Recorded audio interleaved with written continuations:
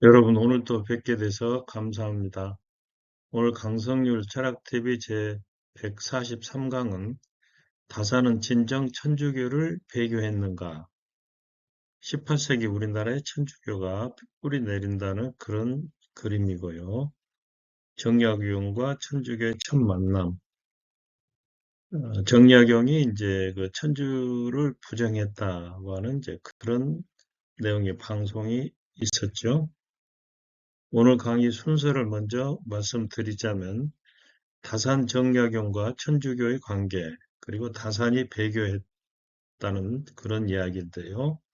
그 과정에서 진산 사건과 신유박해가 있었고, 이때 이제 다산은 자기를 적극 변호합니다. 천주교를 이제 벗어났다 이거죠. 그래서 사형에서 유배로 감형이 되는데, 그때 또 항사형 백서 사건이 일어납니다.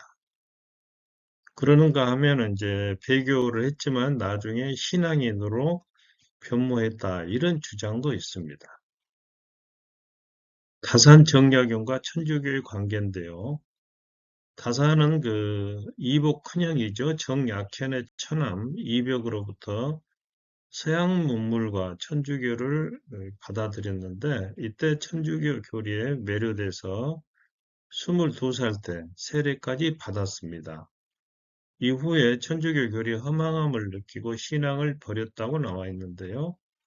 그럼에도 28살 때 공서파, 서학을 공격하는 그런 파의 공격을 받고 이때 정조 임금은 마지못해 그 아끼는 다산을 충청도 해미로 이렇게 유배를 보냈지만 불과 10일 만에 유배를 풀어줍니다. 그런데 이후로 정조는 무슨 생각이 들었는지 이 천주교를 사교로 사특한 종교로 규정을 하면서 전국의 모든 천주교 서적을 불사르도록 명령을 내렸고, 이때 그 다산의 아버지 정재호는 모든 자식들에게 천주학을 멀리하라 이렇게 명합니다. 여기에 정약용과 정약전, 자산어보를 쓴 형이죠. 따랐지만은 셋째 정약종은 끝내 불순종하고 이렇게 순교를 합니다. 정약용의 가계도를 보면은 정약현이라고 이 사람은 이제 배가 다른 형이고 자산어부를 쓴 정약전이 있고 다산이 있고 아니 정약종 형이 있죠. 그리고 정약용이 있고 누나가 있고 그렇습니다. 다산의 배교 과정을 보자면 29살에 진산 사건이 일어나서 여기에서 큰 충격을 받고 천주교를 버립니다.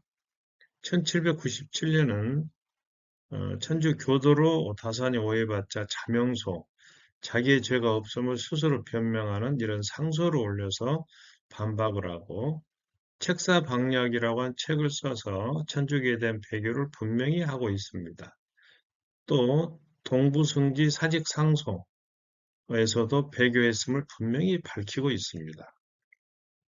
진산 사건을 이제 신의 박해라고도 하는데요. 정조 15년에 윤지충이란 사람이 정약용과 이제 내종 사촌, 외가로 사촌인데 이 사람이 고향인 그 진산에서 자기 모친이 돌아가시기 전에 유언을 받게 되는데 그게 뭐냐면은 내 장래의 우상 숭배 요소가 없게 해달라. 그리고 이제 모친이 사망하자 신주를 세우지 않고 집안의 신주들을 또 모두 소가 불태워버립니다. 이걸 이제 친척, 친지들이 발견해서 지역사회가 뒤집어지는데요. 당시 조선사에서 신주나 자기 그 조상의 이름이 적힌 이렇게 글이죠. 신주나 시신을 고의적으로 훼손하면 사형에 처하도록 돼 있었습니다. 그래서 윤지충이 고발을 당하자 도망을 쳤다가 자수를 하는데 그럼에도 진상 군수가 권유했음에도 그걸 거절하자 전라감형으로 압송이 됩니다.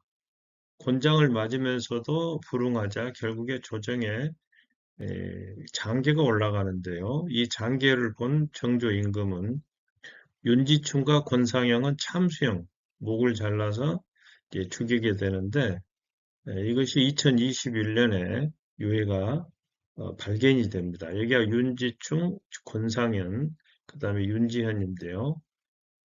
그리고 이승훈과 권일신, 이기경 등을 체포해서 문초를 합니다. 이때 이제 이벽과 정약용과 정약종은 신앙을 버리겠다는 상소를 올리면서 처벌을 면하는데 이 정약종은 배교를 번복하고 신유박해 때 순교를 하게 됩니다. 여기는 진산 성지의 모습이고요. 자, 신유박해.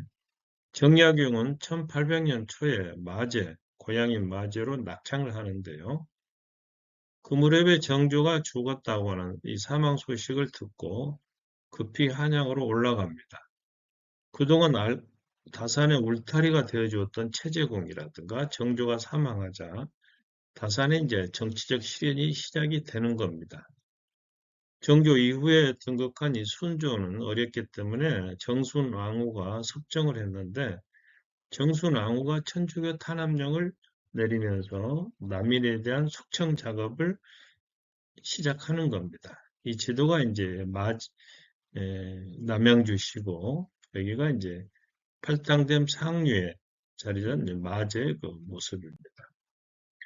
사도세자 제거에 앞장섰던 정순왕후는 정조가 즉위한 후에 집안이 몰락하고 말았습니다. 그렇기 때문에 정조 때 급성장한 남인을 완전히 박멸하고자 하는 마음을 갖고 있었어요. 그 과정에서 최우선 목표는 그동안 정조의 총애를 받던 이가완, 권철신, 정약용 3인을 제거하는 거였습니다. 다산의 자기 변호 유배로 감형. 셋째 정약종은 숨기려던 서적과 서찰 등이 이제 편지 같은 것이 압수가 당하게 됐는데 이때 정약용도 전격적으로 체포돼서 옥에 갇히게 됩니다. 국문장에서 다산이 뭐라고 얘기하냐면 나는 다만 학문적 관심으로 천주교를 접했을 뿐 이미 천주교와 결별했습니다. 이렇게 자기를 변호하면서 천주교 지도자였던 권철신과 황사행 등을 고발하기까지 합니다. 또 천주교 신도를 색출하려면 믿음이 약한 노비나 학동을 먼저 신문할 것을 제안했다가 이것이 자신의 구명에 별로 도움이 되지 않게 되자 체념을 합니다. 체포되어서 온 신자들의 국문에서도 정약용이 배교했음이 분명해지자 정약용은 정약전 형과 함께 구속된 지 18일 만에 유배로 감형된 후에 석방이 됩니다. 대신에 정상도 장기, 오늘날의 이제 평양지역으로 유배를 가는데요. 이 지역에서 어민들에게 칡넝쿨 대신에 명주나 면사로 금을 만드는 법을 가르쳐서 어획량을 이제 불리는데 큰 기여를 하게 됩니다. 셋째는 정약종과 이가와는 옥중에서 맞아 죽고요. 둘째 정약종은 전라도 신지도로 이렇게 유배를 갑니다. 이때 이제 다산이 이제 1801년 신유 사유에 사옥에 연루가 돼서 경상도 장기에서 220일 동안 유배를 하는데요. 여기가 이제 장기 지역의 유배문화 체험촌입니다. 그 과중에 이제 황사형 백서 사건이 일어나는데요. 1801년 황사형이 신유 박해의 내용을 비단에 적어서 중국 베이징 주교 구베아라는 사람에게 알리게 됩니다. 그 내용에는 조선의 교회 재건과 개국 촉진을 요청하는 건데 지금 이 서신이 교황청에 보관되어 있다고 합니다. 백서란 말은 흰 비단이란 뜻입니다. 흰 비단에 쓴 편지인데 이게 가로가 62cm, 세로가 38cm. 그래서 비단 백자를 써서 백서라 이렇게 부르는데요. 황상이라는 사람은 정약용의 큰형, 정약현의 딸과 혼인을 했기 때문에 다산으로 보자면 조카 딸 사위에 해당하고 또 셋째 형인 정약종의 제자이기도 했습니다. 그런데 정약용이 신문 받는 중에 이 황사행을 고발을 했는데, 그때 마침 황해도에서 돌아온 정유란이란 사람이 황해도에서 쌓은 다산의 공적이 크므로 그를 죽여서는 안 됩니다. 이렇게 주장해서 다산은 이제 전남 광진으로, 이게 포항에서 다시 왔다가 광진으로 귀향을 가고, 둘째는 약제는 흑산도로 유배지를 옮기게 됩니다. 배교자에서 신앙인으로 다산이 해배 몇 년 후에, 그러니까 유배가 풀린 지 몇 년 후에 회갑을 기점으로 해서 신앙생활을 다시 시작했다는 주장이 있는데요. 다블리 주교의 그 비만기에 보면 정약용 요한은 귀향에서 풀려난 지 2, 3년 후부터 신앙생활을 다시 하기 시작했다. 그는 늘 외딴방에 틀어박혀 소수의 친구밖에는 만나지 않았고, 예, 여기가 이제 프랑스 출신의 안토니오 선교사인데, 이 사람은 이제 충청도 수영 바닷가 모래장에서 이 순교를 당하게 됩니다. 다시 다산의 이야기로 들어가면은 다산은 속죄를 위해서 자주 단식과 묵상 거행을 했다. 고통스러운 띠를 늘 메고 있었고 몸을 작은 쇠사슬로 감고 있었다. 그리고 이제 그는 죽음에 대비해서 자신의 묘지명 외에 권철신, 이가환 등의 묘지명도 쓰기 시작했다.